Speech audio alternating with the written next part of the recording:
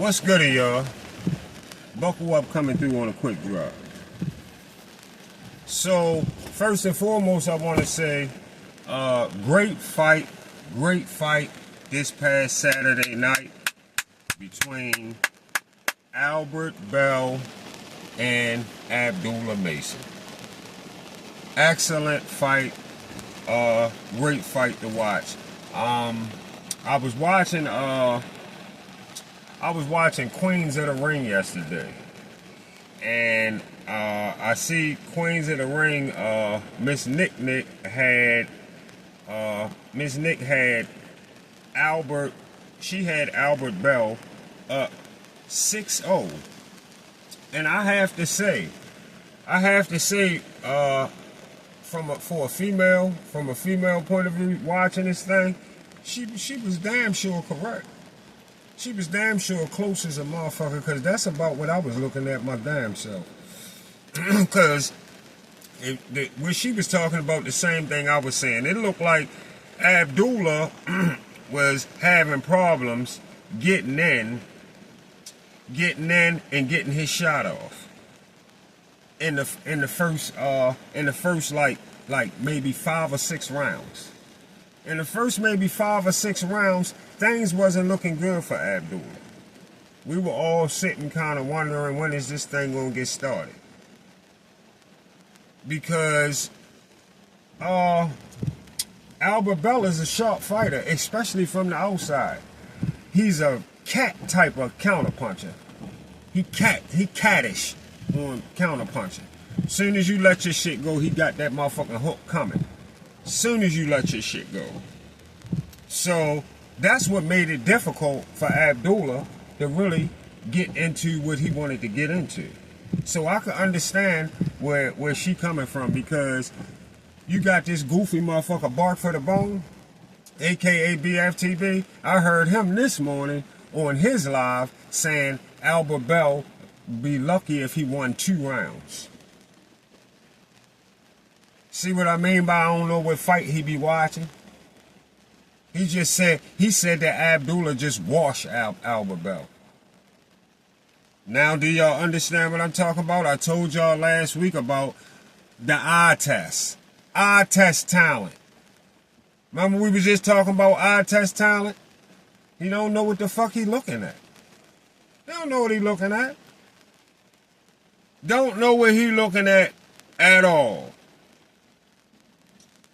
Abdullah was having problems getting in and getting the shots off in like the first 5 or 6 rounds.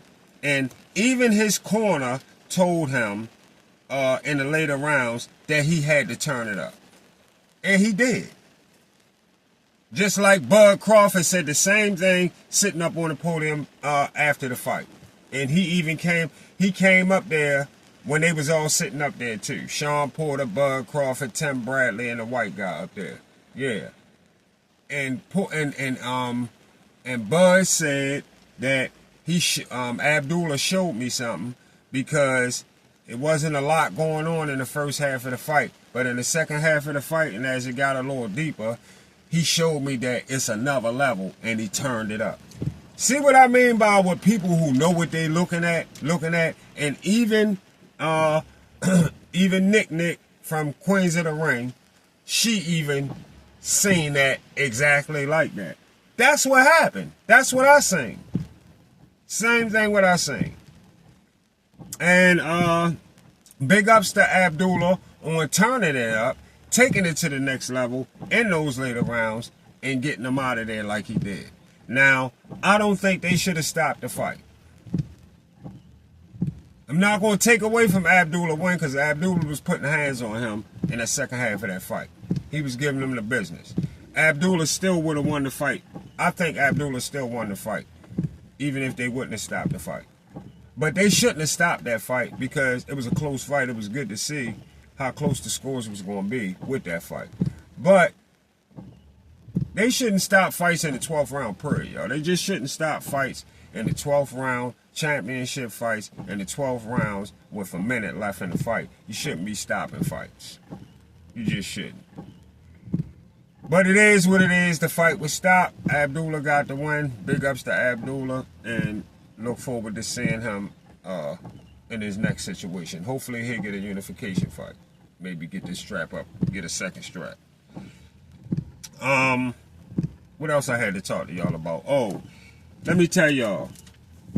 If Tank Davis doesn't fight Floyd Schofield, who was called as his mandatory, that is a clear motherfucking duck.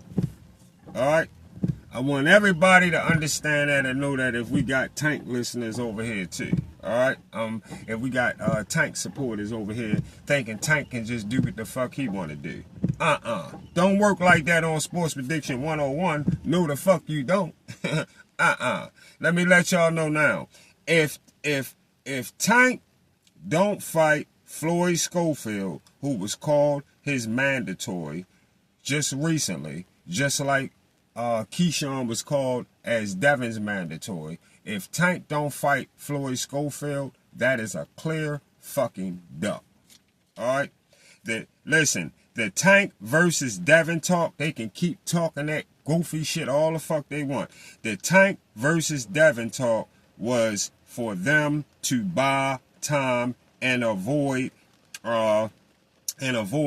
Mandos that they do not want to fight. Y'all already know they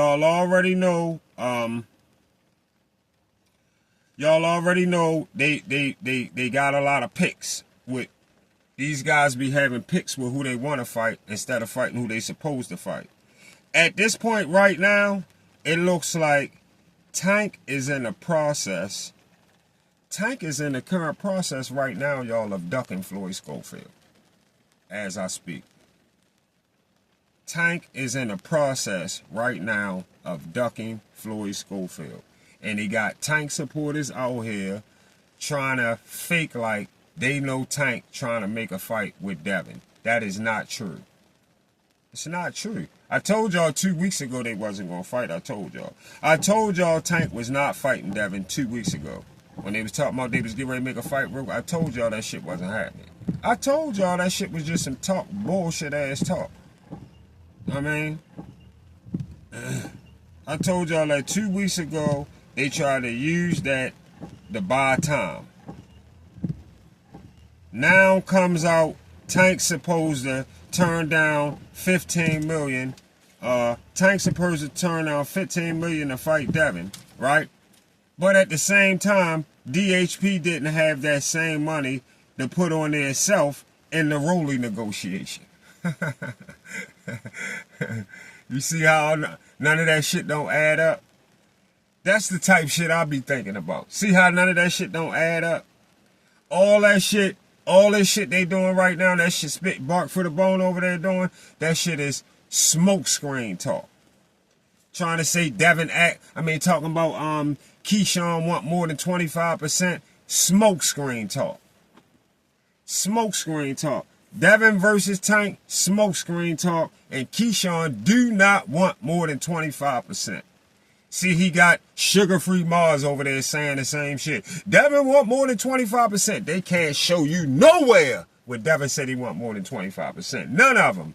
It's what you call yes men, fuck boys, and fuck girls, followers. That's what they are. Yes men saying shit that they don't even go prove they self before they say it. Just saying it because another motherfucker said it. Clickbait. Straight fucking clickbait talk.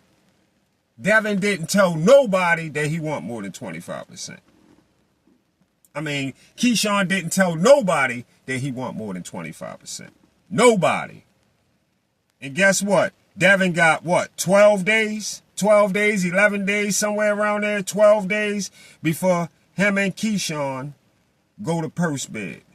And that's all the fuck we all should be focused on right now.